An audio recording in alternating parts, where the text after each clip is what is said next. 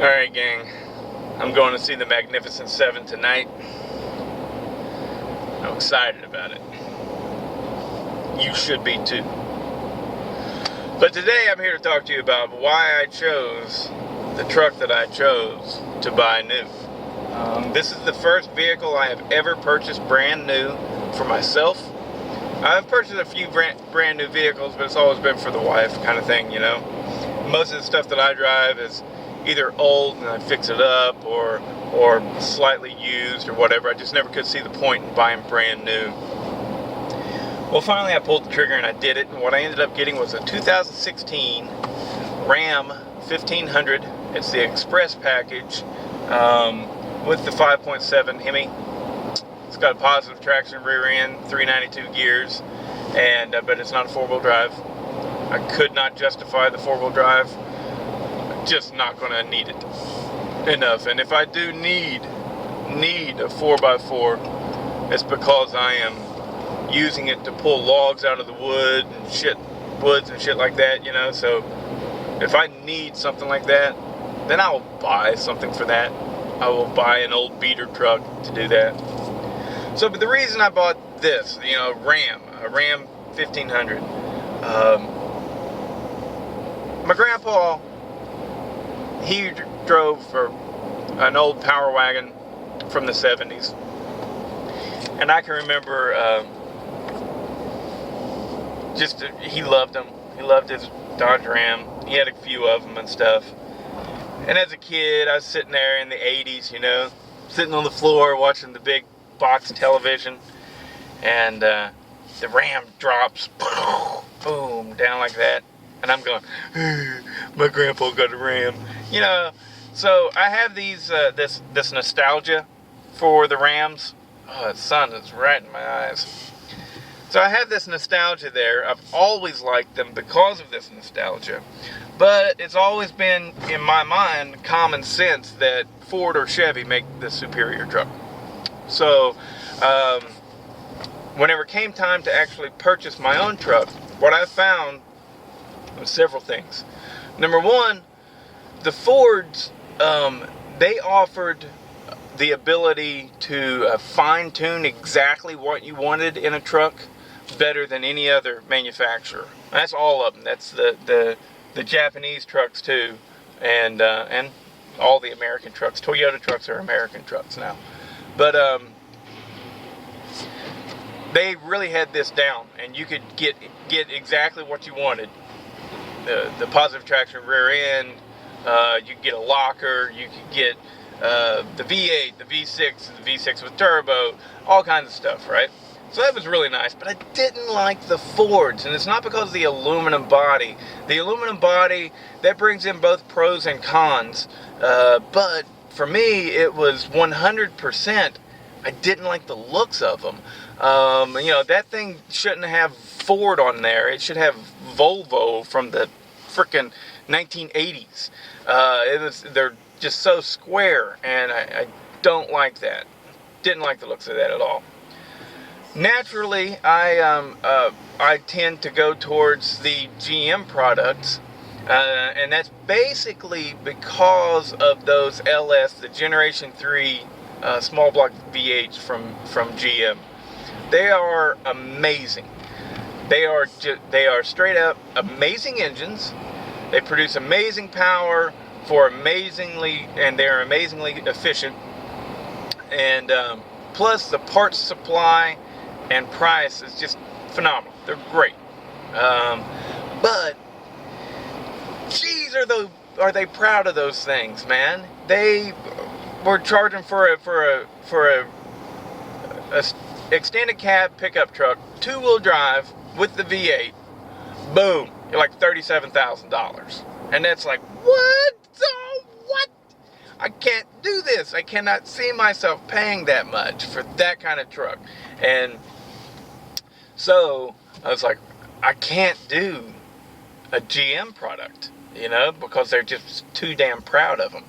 And so that made me look at the Rams, all right? Now, like I said, I've always liked the Rams, but I've always thought that they were, you know, why would anybody buy them? Because they're clearly not very long lasting. They have little issues and stuff. Well, after reading review after review after review after review, I found that all three, Ford, Chevy, and Ram, have their horror stories. People buying it and then, they've got 20,000 miles on it and it needs a new transmission. People buying it and they're driving down the road and it loses all the oil and stuff like that. They all have their horror stories. I didn't really find too much difference between Ford, Chevy, and Ram. I will say that the Toyotas didn't really have any. The Tundras didn't have any horror stories that I could find. They seem to be the most mechanically solid trucks. But I don't like the way they look. And again, they are expensive. So I started asking people, anytime I saw somebody, people at work that I knew, I would talk to them and I would really corner them about their trucks. People at gas stations, and I would say, how's that working out for you? And the answer was always the same. It's a great truck. I love it. I love my Ram. How many miles you got on it? And it ranged anywhere from 15,000 miles to 185,000 was the highest that I talked with, because I was talking to people with newer trucks and they were just like, no issues whatsoever. 185,000 miles, no issues. The guy that said that, he did say it does have sporadic wipers. Sometimes I have a hard time getting the wipers to work, and he's like, and I've just never fixed it because I don't really care. So I found out that I was comfortable with the idea that the reason they get a bad rap is because of the Ford and Chevy crowd being so staunch in their followership that they're like, oh, I hate Ford. Well, I hate Chevy, but at least you ain't got a Dodge. So I'm learning that it's more of what people like, and there's a big following on both sides. I do tend to like to be different, so I like that this is a Ram. Plus, for the same price, I got the Ram about $7,000 cheaper than I would have if I had gotten a Silverado or a Sierra or something like that.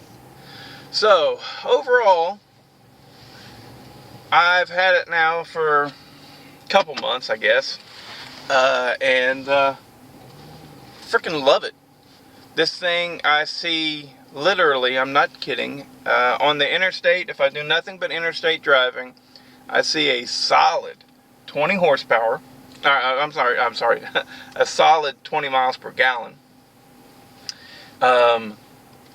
If I do mixed city, and I live in Atlanta, right? So if I do mixed city driving, I'm looking right now at 16.6 miles per gallon. If I do nothing but city, it drops down to low. It's about 12 and a half miles per gallon, stuff like that. Great horsepower. This thing's got power for days. I love it. The 8-speed transmission, fantastic. But I should be able to pull, it's rated to pull 10,000 pounds, and it's got 395 horsepower. I can haul in the bed, which this is a big thing to me. The only one that beat it was the Ford, because the Ford was aluminum, so therefore it could haul more because it had less body weight. But I can haul almost 1,800 pounds in this thing, and it's just a half-ton pickup truck. So that's phenomenal. And yeah, and I get to drive a Ram, which is what my grandpa had. And I'm a nostalgic son of a bitch. So those are the reasons why I got it. I like it so far, and we will see what time tells of how dependable it's going to be. My guess is it's going to be just right. I'm not going to have any problems out of this truck. It's going to be good. I do have a friend whose brother has a brand new dually, I think 1-ton dually with the big Cummins diesel, and he has problems after problems with that thing. And he just got a lemon, because you see that everybody talks about it. Oh, the Cummins diesel's great. Cummins diesel's great, but he's having problems from the actual diesel engine itself, not just the truck. So he just got a lemon. You know, bad day on that one. But anyways, adios, partner.